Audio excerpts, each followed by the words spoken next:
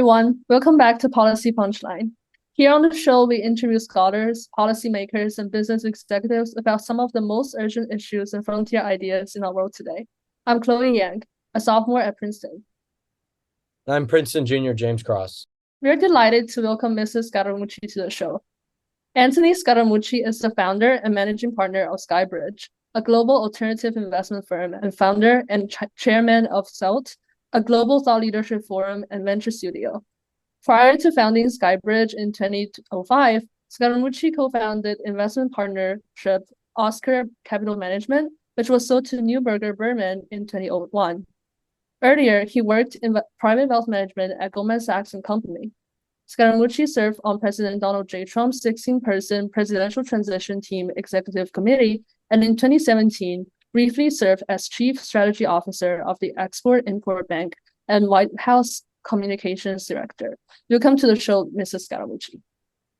You didn't mention that I got fired from the White House, though, Chloe. You could have, but then again, everybody knows that I got fired, but it was 11 short days, but they were wonderful. I don't think I would have met the two of you had I not been so unceremoniously fired from the White House. So I'm grateful for that. And I'm delighted to be on the show. And I'll also point out this is probably the closest I could get to Princeton. Okay, so congratulations to all of you for being accepted there. Yeah, thank you so much. I saw that you played a key role in having Dr. Gary Nolan speak at the Seoul iConnections conference about aliens. And you also recently launched Speak Up with Anthony Scaramucci. And you were so kind as to take the time to be on our show. So I'm wondering, where are you spending your time mostly nowadays? So that's a good question. I mean, let's start with your show. Anytime I have the opportunity to talk to young people, it gives me the opportunity to learn something, and hopefully I can share some of my life experiences and some of the foibles, the mistakes, or and perhaps maybe you could learn something from me that will save you from stepping on some of the landmines that I've stepped on in my life. So I enjoy doing that.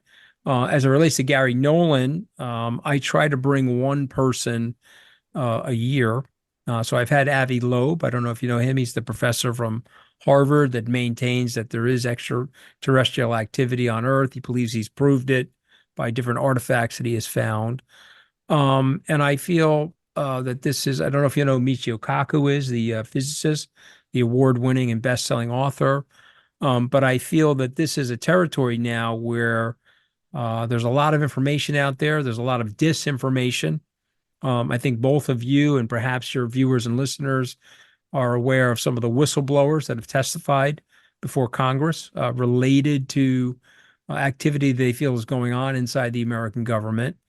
And so I think it's an important thing to talk about. And so, again, I don't know if we have UFOs, if it's legit or it's not legit. I honestly don't know. But, I do also believe where there's smoke, there's fire. And I think we need to know. And I'm supporting the Senate appeal to get more of this information out there. I'll leave you guys with one thing, and I'm not a conspiracy theorist, but if there isn't anything out there, why are these government agencies working so hard to block the release of the information? You have to ask yourself that. And you guys are young people. Let's get the information out there, whatever it may be, so that we're wiser for it one way or the other. And then you asked me about my time. So I'm trying to go through all three questions. And then the last piece is that I'm turning 60 in January, which is very hard to believe. And so I have children that are your ages and younger. I have some older and some younger.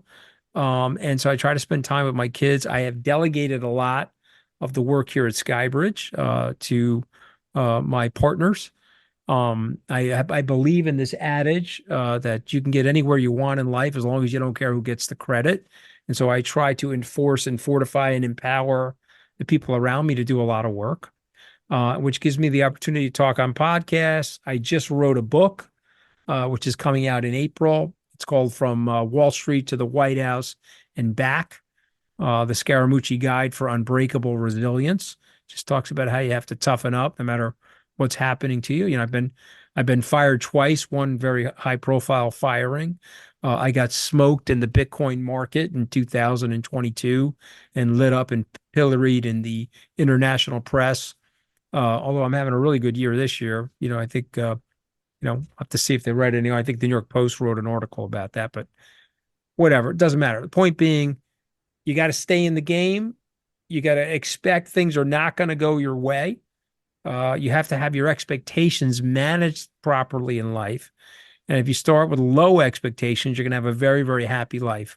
If you expect everything's going to break your way, then you're going to be dissatisfied at every turn. It's a very great question. I know James is gonna segue quickly into a question about your background, but just wanted to ask a quick follow-up about SOLT. I know you just came back from SOLT iConnections Asia.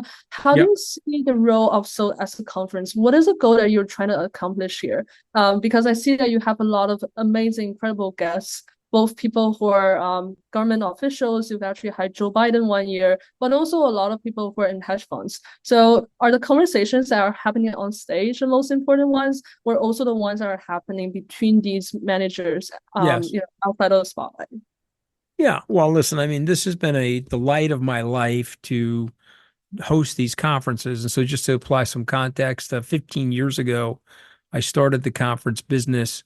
It's mushroomed into a global conference business for us. We do an event in Singapore. We do one in Abu Dhabi, which is going to be this February.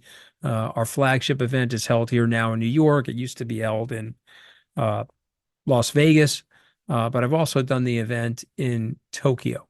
And so it is a wonderful thing for us because, like you're pointing out, we get a whole bandwidth of people. I don't think I can tell you how rewarding it's been because I've met with and had dinner with now David Cameron, President Biden, the late and very great Colin Powell, Condoleezza Rice. We've had a whole slate of people. Anita Dunn, maybe you guys are familiar with her. She was the campaign manager for President Biden's campaign. She came, now she's a senior advisor in the White House. She came and spoke this year at our conference, which was very, very nice of her. And what I would say to you is you're right. They'll make formal remarks in front of a microphone like this, and they know it's being recorded and it's somewhat tempered. But in a small room, they'll make separate or different remarks that are probably a little bit more candid, a little bit more revealing. And so that's the fun part for me. So yeah, I want to take you back a little bit to sort of how you got to Wall Street and then the White House. There was a BBC interview, BBC Newsnights with Emily Matlis. You said, one of the things I cannot stand about DC is the backstabbing. Where I grew up in the neighborhood I'm from were front stabbers. And so I wanted to ask a little bit about your upbringing in Long Island, 60s and 70s, how that influenced potentially sort of through this resilience that you're talking about, your path into Wall Street and then the White House. So, I mean, it's great. It's a great question. And Emily, that's another example, someone that I've become very close to. She's a very dear friend, and I've been on her podcast. She's done my podcast. But what I said to her is true. I mean, there's a lot of surreptitious activity in Washington, a lot of backstabbing. When you get around power, I just going to postulate this. This is, in my opinion, an axiom, but you can take it for what it's worth. I don't think people are designed well for power. When they get power, it makes their brains crazy, or as Lord Acton said, it corrupts them. And absolute power corrupts absolutely. Our founders understood this. So that's why they flattened the system and they created all of these checks and balances to prevent the country from going into a tyranny or into an autocracy. And so, but in Washington, these people, they get around power, they act very, very crazy. And you think they're your friend, but they're not. I mean, they'll pick your eyeball out. They don't care. But you're right. I grew up on Long Island. My dad was a crane operator, so I lived in a blue-collar community. My next-door neighbor was a construction laborer. The family across the street, they were in the landscaping business. We had plumbers and sheetrock installers in the neighborhood. So I was the first person to go to law school in my family. My brother and I both went to Tufts together but I'm the one that left to go to get the professional degree. I would tell you it's a rough and tumble place. It wasn't like today. We were beating the daylights out of each other. We were getting beaten up by our parents, and then we were beating each other up in the schoolyard. And so it's a totally different environment than the environment that you got. And the expectations were low. My father was on a tight budget. I grew up in the middle class. I would never dishonor him or his work ethic by telling you I grew up poor. I did not grow up poor, but it was tight. And when I said got accepted to Tufts, my father thought it was spelled Toughs. And when you think about it, he just didn't know. He was a high school grad and a chain smoking crane operator. I'm forever in debt to a gentleman by the name of John Zanetti. He was my guidance counselor at the public high school.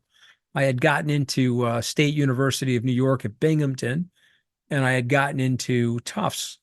And it was very inexpensive to go to Binghamton, and it was very expensive to go to the private school Tufts. And Mr. Zanetti came over to my parents' home. We had a modest home, and he spoke Italian. And he got to the dinner table with a double espresso and a slice of orange peel. And he talked to my parents in Italian, and he tried to explain to them why it was important for me to go to the private school, that I would meet a different group of people and have a different education and get me out of New York, put me in a place like Boston, et cetera. It would open up a world of opportunities for me, even though it was tremendously expensive. And so you asked me a question about getting to Wall Street. I think going to Tufts was a seminal move in that journey that ended up on Wall Street, because my experience at Tufts led to me getting into Harvard Law School, which gave me the platform or the opportunity to interview at some of these prestigious investment banks. And again, we're going back into the 80s. And so I took my law school degree down to Goldman Sachs. I started in investment banking. I ended up working in the private wealth area. But I don't think I would have gotten to Wall Street had I gone to different schools back in that day. And I will also say this to you guys. I was ill suited for Wall Street. I didn't have the right background or the right pedigree. I had an embarrassing thing happen to me in one of my job interviews. One of the partners from Goldman Sachs said to me, "Hey, man, you're dressed like an Italian undertaker from Brooklyn." I was like in 100% polyester. I had a black tie on. The guy's like, "I can't bring you down to Goldman dressed like this." I was like fully flammable for my first job interview. And so it was a big rite of passage for me. I didn't really have an understanding of how that system worked or what the rights and wrongs were to do culturally in that system. So had I not gone to Tufts, I don't think I would have made it to Wall Street. And just continuing on your career trajectory, you were at Goldman, private wealth division, moved to Oscar Capital Management, and then SkyBridge Capital. Yes. Your career in Wall Street has been defined not by staying at the big banks and following the expected trajectory, but staying out on your own. Right. Could you tell us a little bit about how you sort of escaped the pull of the safe big bank, private equity, and it's a really good question. And I would say that your classmates and yourselves have some danger in your future. And let me explain what I mean by that. When you go to Princeton, it's a sign that the first quarter of your life or the first 20% of your life has gone very well. A combination of the help you're getting from your parents and the good student academic records or the different things you've done extracurricularly have gone very well, so much so that the most prestigious school in the world has accepted you for undergrad. And so that's a really, really good sign. But it does set you up now for some fears. And one of the fears may be fear of failure. And so I went to a presentation, a gentleman by the name of Ross Perot. He's deceased now. He ran for president back 30 years ago, but he was an executive. He's a little bit of a maverick and a billionaire. And I walked into a big amphitheater at Harvard Business School where Mr. Perot was giving a presentation. I wanted to see what he was going to say. And he said, "I feel bad for you people." Everyone's looking around. What does he mean? He said, "Oh, well, you're going to Harvard. That's why I feel bad for you." And everyone was saying, well, why does he feel bad for us? He said, well, you're going to Harvard. And so you've succeeded so much at your young and your youth that you may take limited options for risk taking in the future. You may end up at a McKinsey, or you may end up, James, what you just said, at a Goldman Sachs and staying there permanently. And he said, I hope that some of you will be willing to really follow your dreams and follow the risk profile that you're willing to absorb in your careers. And so, I mean, that's also true for Princeton, I might add. And so that left a big impact on me. So when I got to Goldman, I always wanted to have my own business, and I could have stayed at Goldman, arguably made more or less money. I don't know. I don't tally my life like that. I think people got to be very careful in terms of the way they define riches or the way they define their net worth. I was in Abu Dhabi, and this guy I was having lunch with, he was talking about his dad. He said, "Oh, I can't believe my dad was worth XYZ less than this other guy who was a big, really bad person on Wall Street." And I looked at him, I said, "Yeah, but your dad had hundreds and hundreds of friends, and that guy had very, very few friends. Don't measure your life based on money. Measure your life based on your life experiences, your friendships, your deep relationships. And certainly money can come into it. I'm not saying it doesn't. It certainly informs people about your status, but it shouldn't be the anchor. It shouldn't be the end all be all, because it'll end up making for a shallow, one-dimensional life. And so for me, I always wanted to have my own business. And so I left Goldman at the age of 32. It's very hard to believe, 27 short years ago, on December 1st. I guess today's December the 8th, but December 1st, I left Goldman in 1996, started my first company. We did well, thankfully. We had ups and downs, but we did well. We sold that company in 2001 at the age of 37. I worked at Neuberger Berman, which then became Lehman Brothers, for a few years, and then I started SkyBridge 19 years ago. But I've always wanted to have my own business. And so you should follow your dreams. There's something that you want to do. I don't know what it is, but it's something you want to do. And it may go against the wishes of your parents. It may go against some of the security profile that you want to have in your life, but I would say try it because you're very smart people. And you can learn to fail and adapt on the fly.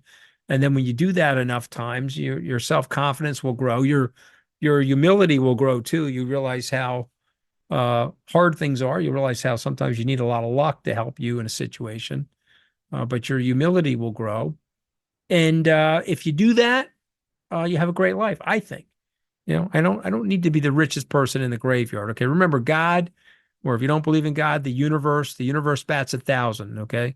Or in the immortal words of Mel Brooks, the great American comedian, relax. None of us are getting out of here alive. So I tell my kids, do the things you want to do, but do them passionately. Don't be lazy. Okay. Since I'm talking to Princeton people, I have no doubt that you're all very industrious, but just, live your life with integrity, but pick things to do, okay, that you really want to do. My daughter went to Brown and she wants to sing. And so she's singing now. She's broken out. She's played the lead for Andrew Lloyd Webber in Phantom of the Opera. She's played Christine in Europe. She's singing with Andrea Bocelli as a soprano accompaniment. But it took 10 very hard years for her to break in. But she did it. And there was a lot of periods of time where she's like, oh, I'm going to go work at this company or go work at that company. I'm going to give up my dream. And I'm very grateful to her. She decided not to do that. You got one life. You got to go for it. And That is so awesome. So me personally, as a soprano whose family really, really coming from China didn't want me to pursue opera, I can relate to that so hard. And congratulations on all the major wins that your daughter. I appreciate that. Look, our parents have a tendency to put a lot of pressure on us, and they want us to conform to certain things that they're comfortable with. And of course, our parents, myself included, I believe I know more than my children, but in some ways, my children know more than me. You have to learn from each generation. You guys know things about this world as a result of when you came into the world. That's very different from my view of the world and very different from my parents' view of the world based on when they came into the world. Yeah, speaking about humility, integrity, a lot of things that you've been mentioning on this call, can you please take us behind your intentions or motivations behind running for or trying to go for the communications director role? Because I remember that in 2017, Vox characterized your appointment as a very bizarre choice, and people who were very close to you pointed out it was like naked political ambition. So I was wondering if you are, with the benefit of hindsight, would you have still wanted to go for that role? And can you just tell us a bit about your thought Yeah, process? listen, it's a great question. I mean, my Wikipedia page has been maligned by people that go in there and scribble stuff that try to, hit you hard. I heard the naked political ambition comment more than once, and there was probably 3 or 4 really heavy derogatory articles that were written about me. So, a couple of things I would say. Number one, you can't go into politics and not expect derogatory or negative articles written about you. So you have to be big about that and not super care about it. Number two, I think some of the characterization is actually true. And I think you have to own things in life when you're making mistakes. And so I would tell you, I have no regrets for taking that job. As I pointed out at the beginning of this conversation, I probably wouldn't know the two of you had I not done that. I've been on the Colbert Show. I have a good relationship with Bill Maher. I've met journalists like John Carl, who I consider friends. You mentioned Emily Maitlis. I think James did. I would have never met any of these people or had these life experiences. I've been parodied on Saturday Night Live, but I've also been in attendance there, and I've met a lot of the people. And so I'm good with all that. You take the good with the bad. But you're asking about mistakes, and I think the mistake I made taking that job was one of ego. And so I don't know if either of you are classics majors or you've read about the word hubris in your life or Greek tragedies. I think sometimes when people put their ego into their decision making, they make really stupid or ill-founded decisions. And so for myself, I had grown up in a blue-collar family. I'd gone to Tufts and Harvard. I had built 2 reasonably to very successful businesses. And now I have the chance to work for the American president. And so my wife probably hated Donald Trump almost as much as Melania hates him. And I'm telling you, that's like way up here.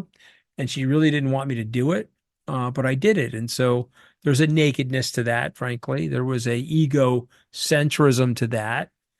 And it was mistaken because I didn't have the right personality to work with Donald Trump that closely. I worked with him on the campaign, but to work inside the White House, we were fighting, and 11 short days later, I got fired. And, I tried to stay loyal to him. If, again, we're having a very open, candid conversation, I, wanted him to succeed, even though he fired me. I didn't take it personally. But by 2019, I had to say, geez, I'm really sorry. I can no longer support what he's doing. And then I took to the airwaves and explained why he represented a danger to the society. And so he didn't get reelected, but he's still with us. I still think he represents a danger. And so I'm happy to talk about it, happy to explain why. And I'm also happy to explain the mistake that I made and try to make amends with it. But the truth of the matter is you can't take back aspects of your life. And so I don't spend a lot of time thinking or cogitating about regrets as much as I think about with great excitement today and even greater excitement the future. And I think you have to do that in life. There's a very famous Asian philosopher, Lao Tzu. He had a great quote. I'm going to paraphrase it. But if you think about the past too much, you're going to get depressed. Because in your past, of course, you made choices and you could have potentially made a mistake. If you think about the future too much, you get anxious and you get a feeling in your head of worry because you're not sure what's going to happen in the future. We can't predict the future. So how about not thinking about the past or the future? Just focus your time and your energy on the present. And I find people that are able to do that are actually the ones that find the most contentment out of life. It's just something to think about. It's ancient Asian philosophy, and I think it's served me very well over the years. So I'm gonna not follow that philosophy for just 1 second and focus on the past a bit. Your time as White House comms director, 11 days. First of all, could you take us through sort of how those 11 days progressed, and just sort of give our listeners who might not be as familiar, an outline of where some of the conflict arose? And secondly, this is sort of a broader question. What does the public still not get about the Trump White House? What are misconceptions that we have that once you were in there, you realized this is not true? It's good questions. Those are good questions. And no, I don't mean, we can certainly reflect on and talk about the past, but I'm saying not to overly dwell on it or to feel bad about decisions that you've made. I don't think that serves anybody, but we can certainly analyze and talk about the past. We learn from our mistakes and we learn from the past. But as it relates to the 11 days, Mr. Trump hired a guy named Reince Priebus. You may or may not recognize that name. He was his chief of staff. There was another guy, a very malevolent person by the name of Steve Bannon. And I didn't think well of either of those two people. And I had a decent relationship with Donald Trump. And we had several conversations about the nefarious nature of both of them. And they didn't serve the president well, frankly. Whatever his weaknesses or mistakes, they were certainly hurting him. And Mr. Trump called me in June of 2017 and said, "Hey, you were right about these guys. You want to come down here and help me fix it?" And I jumped at that chance. Now, I should have had my ego in place, away from me, and I should have taken my ego out of it. I should have said, you know what? Him and I together working that closely, not going to work because of the nature of our personalities. But I went and took the job. I did a press conference from the White House. I think there were tens of millions of people that watched that. And then I began the process of going to work. I had a different view of the press than Mr. Trump. That got me in trouble. I'm for a free press. He's for an excoriation of the press. He was talking about the press being the enemy of the people. I didn't believe that. I think it's very important for a free society to have a freedom of speech. Moreover, we teach our children in the society to speak freely, and they go out because of their freedom. They are able to speak openly and they have creative thoughts. If you limit people's ability to speak, as they do in China, you can't talk about the leadership there. You'll end up in some kind of like re-education camp. Well, then you start to limit the minds of the children. But if you have a society that's free press, people can go on and create Apple or Facebook or these different places. And so Mr. Trump and I were at ideological odds there. That got me in hot water. I called on CNN as an example. It hadn't been called on for 3 months by Sean Spicer. My first press conference, I called on them to send an indication and a signal to them that we were open for business. He didn't like it. There was 2 or 3 things that went on. One of them had to do with the Russian sanctions. He wanted to veto that bill. I strongly suggested that he not veto it. I got some of the other principals involved to convince him not to veto it. He did not like that. And then the third thing, which was probably the worst thing, was I was getting a lot of attention because I'm fairly outspoken. You mentioned my interview with Emily Maitlis or other interviews, and Mr. Trump likes the attention on him, not on other people. And so there's a great book called The 48 Laws of Power. And in the book, it says, never outshine the master. I'm not saying I was outshining him, but I was just in the press probably a little bit too much. And so the combination of those 3 things got me fired. General Kelly, the White House chief of staff, who's a U.S. Marine, decorated general officer, lost his son in combat. So he's a 4-star general, a Gold Star family member, a great American. He fired me. We're very close friends. Again, I didn't take it personally. But that's what happened there. What was the other element of the question? You had another element of the question. Yeah, so I should have broken them up. But the question was, what do we not know about the Trump White House? What don't we get? Well, I think that a lot of the exposés have captured a lot of what was going on. But I think the one thing that we don't get, and I think the one thing that I hope we do get, because I don't think Mr. Trump should return to the White House, is that he really does not have the executive management skills to do that job. So if you're taking a political theory or political science class at Princeton and you study the Neustadt books on presidential power, where I believe Fred Greenstein was a legendary professor from Princeton. He wrote The Hidden Hand Presidency, related to Eisenhower's presidency.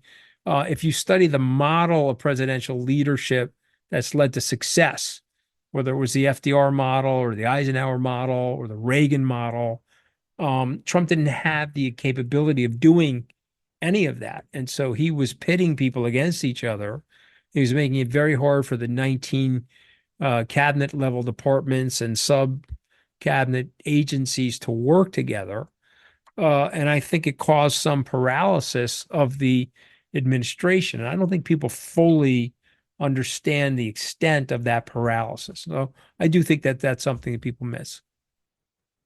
So These are good questions, by the way. And you can ask me hard questions. You can ask me anything you want.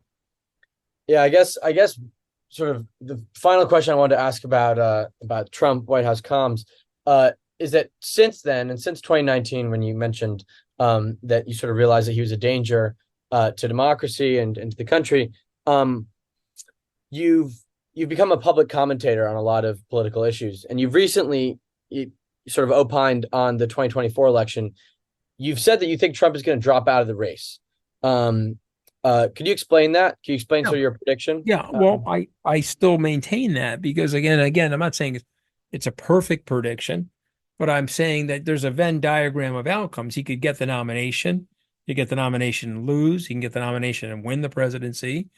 He could lose the nomination, or he could drop out of the race, right? There's Venn diagrams of potential outcomes. And I think you'd have to really strongly consider him dropping out of the race because I see him as the Al Capone of American politics. And so just to give you a quick refresher on your political understanding or your criminal understanding of U.S. history, Al Capone was deemed to be untouchable. He was a mobster in Chicago. They said he was untouchable. The U.S. government took several years to land their man. They eventually got him for tax evasion. John Gotti, somebody more contemporary, he was the Teflon Don. No charge stuck to him. Yet John Gotti was eventually convicted and spent the rest of his life in jail. He actually died in jail. And so Trump, to me, is a political Al Capone. They've got him cornered. There's 4 major indictments against him on 91 counts. He's being accused of espionage and tax fraud and an insurrection of the American government. He's got his chief of staff, Mark Meadows. So his political acolytes and his supporters will say, "Oh, well, he's being witch hunted by these Democrats." But he's got the White House chief of staff, a conservative, a member of the Freedom Caucus, is the main witness on one of the cases. So I see a scenario that unfolds where he is convicted of a felony, and a result of which he is forced out of the race, that he will literally have to drop out of the race. Now, that may not happen.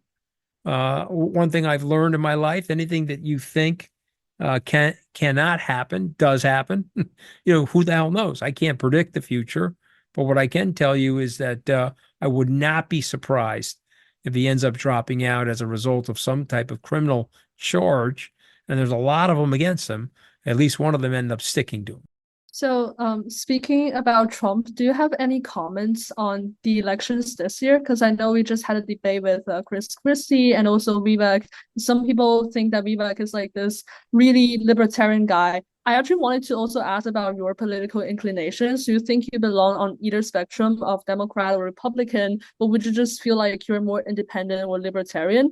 And also, what are your thoughts on the sort of rhetoric that someone like Vivek employs? Is it dangerously populist, or is he really up to something here? Well, I mean, listen, Mr. Ramaswamy is a very smart person, but I think he's making some very big mistakes. I don't think you talk like that. It doesn't sound presidential. It's not sending the message to a broad enough people of inclusion to win a plurality of the vote necessary to become the president. And I also think it smacks of high levels of immaturity, particularly the way he's going after Governor or Ambassador Haley. And so that's my opinion on Vivek. Me personally, I'm a lifelong Republican. I am a right-to-life person because of my Catholicism, but I'm pro-choice as it relates to your choice. I don't think I have the right, particularly with the full understanding of the First Amendment, to impose my choice on you, but I would also ask for respect from you not to impose your choice on me. That's my opinion, and you should have yours. I should have mine. But I am a fairly conservative political theorist. So, if you tell me the view, I'll give you the answer. I do think, though, that it's a rich enough country where we should have a platform of equal opportunity. We don't have that in this country. We have a level of unevenness. So you start out in a rich family, the likelihood of your success or the ability for you to compound the success of your parents is higher than somebody starts out in a poor family. As it should be, life is unfair, but we're a rich enough country to create a better K through 12 educational system and allow for more equal opportunity for people. I'm a big believer in that. I'm not for equal outcomes. I think we should have the Jeff Bezoses, a Princeton grad, or Pete Brigger, a Princeton grad, in our lives, who have done exceptionally well based on their hard work and their risk taking and so forth. But that's my view. I think I don't necessarily fit into either party, but I'm more of a traditional Republican. I don't see myself as a MAGA Republican, which is a different bend of people and not something I want. It's not inclusive enough for somebody like me. Speaking about equal opportunities, in a recent interview, you mentioned that when we eventually get the network scaled, we'll lower transaction costs, speaking about the blockchain and banking-like products and services without banking-like fees will be thus accessible to lower middle class and middle class of people. So I wanted to segue into your work with SkyBridge. How did you discover crypto in the first place? And what about this really made you want to make this leap of faith? When even last year, when I was talking to people in finance, traditional finance, people were like, we still don't think this thing is going to work or approach mass adoption anytime soon. Okay, so this is a really long-winded question. I probably don't have enough time to answer the whole thing. So let me just be brief. The age of digitization of assets is upon us. The old world guard and the commercial banking system doesn't like it. There's a lot of reasons why they don't like it, but it's upon us. It's a decentralized system. We've spent a tremendous amount of money on deficit spending in the country, as a result of which we are cheapening our fiat currency. We're making it less valuable. And I'm not saying that Bitcoin will become a global currency or even a reserve currency, but I do think it can become a digital store of value. When I bought my first Bitcoin, there were 80 million wallets. Now there's over 400 million of them. That's in 3 short years. And so, yes, I'm a big believer long term in the adoption and long term of the use cases. But I'll remind you guys of something. When the Wright brothers launched their first plane out of Kitty Hawk in 1903, 14 or 15 years later was 1917 or 1918, and there were lots of naysayers for the commercial viability of aviation. I didn't think it was going to exist, and they got it wrong. And I think Bitcoin is going to exponentially grow and be a very big part of our long-term financial services story, irrespective of what some people have said, like Jamie Dimon or Senator Elizabeth Warren. So that's my opinion. But you followed my career. You guys are asking well-informed decisions. I've been wrong about a lot of things in my career. And I might be wrong about this, but I don't think so. And I put my money where my mouth is. I want to follow up a little bit on the crypto issue. I know that it's obviously a big question, too big to answer in the last sort of 15 minutes that we have. But Diamond says there's no use case for it really except for criminals. At the same time, BlackRock's going to launch their ETF, their Bitcoin ETF, it looks like. Where do you see, after the crash of 2022, where do you see like the best use cases for Bitcoin? Are you a believer in the new financial ecosystem, or you believer in it as sort of just an asset class? So, it's a good question, but we had a crash in 2022 for Bitcoin. Bitcoin went from 69,000 to 16,000 and change November of 2021 to the end of 2022. So we had a full-on crash. However, in the year 2023, Bitcoin has gone from low teens to 44,000. So there's been a resurgence in Bitcoin, which speaks to the nature of the volatility of that asset. And that usually happens. You get great volatility when you are an early adopter into an asset. Amazon, we'll use Amazon again because that's a Princeton grad. When he started Amazon, he had 9 periods of time where the stock dropped more than 50% and 1 period of time where it went down 90.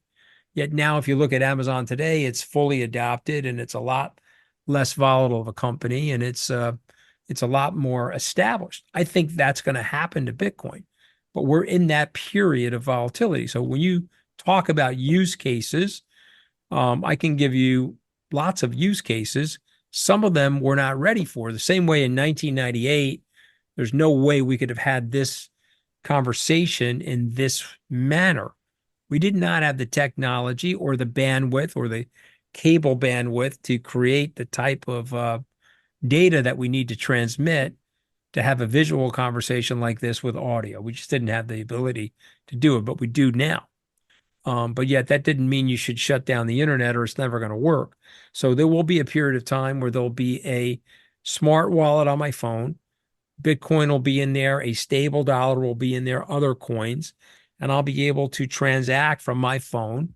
Perhaps I'll be at your restaurant, and instead of paying with American Express, where it's a 3% fee or 3.5%, I'll be able to pay directly with what's on my phone, direct to the restaurant, and avoid the fee. In this office I'm speaking to you from, we had El Salvadorian economic advisors come into the office. They sat with me and they explained to me that expats send money back to their family members in El Salvador. They're unbanked. They're generally poor people, but they've saved up a little bit of money to send to mom and dad. They've got to pay Western Union 10% fees to get that money to mom or dad. So if they put up 1,000, mom only gets 900. Through the auspices of Bitcoin and the blockchain, a wallet-to-wallet transfer would be pennies. And they believe the El Salvadorans would save over $400 million a year if we were able to create this architecture for them. So I see the use cases developing. But again, you got other things going on. You've got BlackRock is applied to the U.S. government for an ETF. The market's telling you that they're going to get it. Maybe they won't. I don't know. Grayscale won the court case against the SEC related to it. So we think it's going to happen. We think it's a big part of the future of financial services. But, I could be wrong, but that's our thoughts. That's how we're thinking about it. So I want to ask a few sort of lightning questions. Yeah, go ahead. Here at the end. First, who's going to be the next president of the United States? Joe Biden. Who's going to be the next one? Joe Biden. No, like. Oh, I mean in 2028? Yeah. No, you're asking me who's going to win the 2024 election. Joe Biden's going to win that. Okay. You're asking me who's going to be the president in 2028. How old are you? I'm 21. All right, so you can't make it yet. Okay, you got about 13 or 14 years. I don't know the answer for 2028, but my money's on you. You were born in the U.S.? Yeah. All right, so I'm gonna, my money's on you at a later date. All righty, I appreciate that. Second one, you've worked with a lot of people across various industries, and we've talked about some of the malevolent ones. Bannon, Priebus. Give us one of your favorites. H.R. McMaster, General Kelly, two of my favorites. Mike Pompeo's a very good guy. Stephen Mnuchin, the Secretary of Treasury, very good personal friend of mine, very good guy. Those are some of my favorites. So you tweeted recently about a Marcus Aurelius quote. Give us sort of a quote that you live by, if one comes to mind. Yeah, I mean, the number one quote I live by, are you guys old enough to remember Mel Brooks? You know who Mel Brooks is? I know who he is. He's sort of before my time, I think. All right, he's an American comedian. He had some great hits. He's 96 years old, and he's an award-winning comedian from the old school. He has the best line ever. Relax, none of us are getting out of here alive. So tell your parents that, Chloe, when you're pursuing your music career. Okay, relax. None of us are getting out of here alive. That's a quote I live by. Our final question would be, which we like to ask, and I want you to take this in any direction that you see appropriate. The name of our podcast is Policy Punchline. And so we ask all of our guests to leave our viewers, especially our Princeton students, with one punchline. And maybe it's about resilience from Wall Street to the White House. Maybe it's sort of some general wisdom about life itself. What would you leave our listeners with as a final punchline? Well, listen, I mean, I've lived by this, and you have to have the right temperament and personality to live by this, but especially in the age of social media, and you're in an environment where you guys are looking at the lives of people that are filtered. So you're staring at your phone, looking at the filtered life of somebody, and it's creating anxiety. And for some people, it's creating FOMO. And for other people, it's creating some levels of inadequacy. But you're looking at a filtered life, and you yourself are living an unfiltered life. But by the way, the person you're looking at is also living an unfiltered life. There's good and bad for everybody on planet Earth. That's the nature of the human condition. And so my punchline to you is that what other people think of you is none of your business.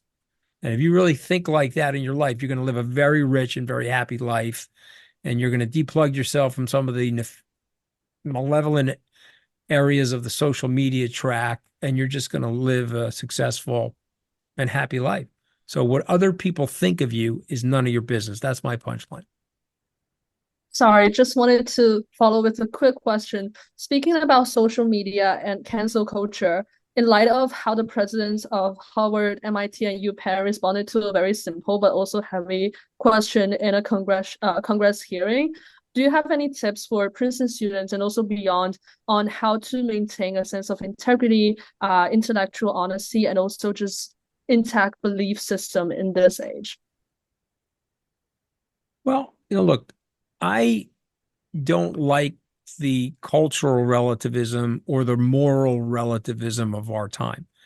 And so those very same university presidents have disciplinary procedures in place.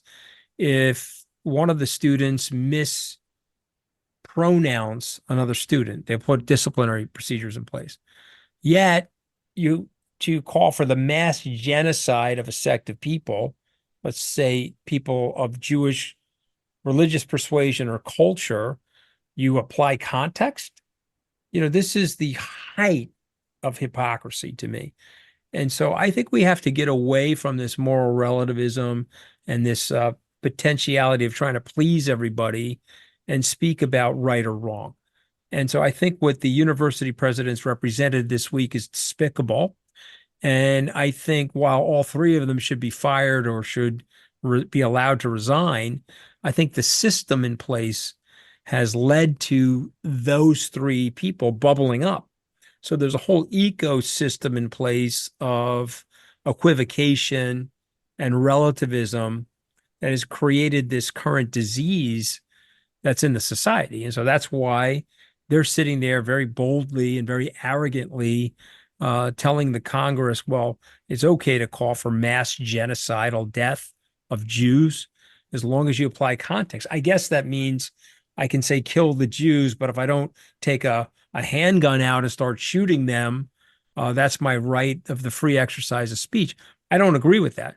Moreover, those schools are private, and that's private property. You don't have the right in my house to say that. Go to Central Park and say it, okay? And let the government deal with you there. Not at a private university where there's a group of people that want certain values maintained and certain integrity. So I find it to be absolutely despicable. But I'm also a Zionist. I'm not a Jew, but I understand the need to protect the Jewish people. Okay. I find anti-Semitism absolutely despicable. And I will say this about the Jews. Okay. This will probably get me in trouble, and you guys will end up not producing this podcast or disseminating it. For me, the Jews represent a cause of freedom. You can trace the liberal ideas of the Western tradition, the Western canon of liberalism and freedom back to Jerusalem, back to the Judeo laws, which became Judeo-Christian laws. You can go right back to the foundation stone in Jerusalem and the Torah, and you can read the Torah and you can see the laws and the doctrines of freedom in those words. And then they filtered into Greece and the ancient Athenians, out to Rome, into the French Republic after the Revolution, and out to the United Kingdom, and eventually to the United States. And so the Jews represent, to me, the first domino, okay, in the cause of protecting freedom. And so people don't understand this, but once you topple that domino, they're coming for you, okay? And that's how autocracy and that's how dictatorship works. And so if you don't protect the Jews, okay, you don't understand the cause of freedom. And so if that's going to upset people, don't publish the podcast. But that's how I feel. And I think those university professors have lost the plot. It's not about left or right. It's about right or wrong. And I find what they did, their actions this week, to be despicable. The Penn president looks like she's going to get fired. Maybe the Harvard one too. Maybe well, we'll they both deserve to be fired. I mean, and if they were smarter, they would resign before they would get fired, you know. But they both deserve to be. And my buddy Mark Rowan from Apollo got this right 6 months ago. He's like, these people are nuts, not getting any money from me unless they become less nuts. Maybe the replacement at Harvard could be the mooch. Who knows? Yeah, could you imagine? No, that will never happen. Okay. And by the way, even if offered the job, I'm like William Tecumseh Sherman. If offered the job, I would not take it. You know, that would never happen. It's not for me, my man. I like what I'm doing right now. I appreciate you guys having me on. It was a very spirited conversation. Thank you. Yeah, well, it's been great talking with you. To all our listeners, this has been Policy Punchline with Anthony Scaramucci. Thank you so much for listening.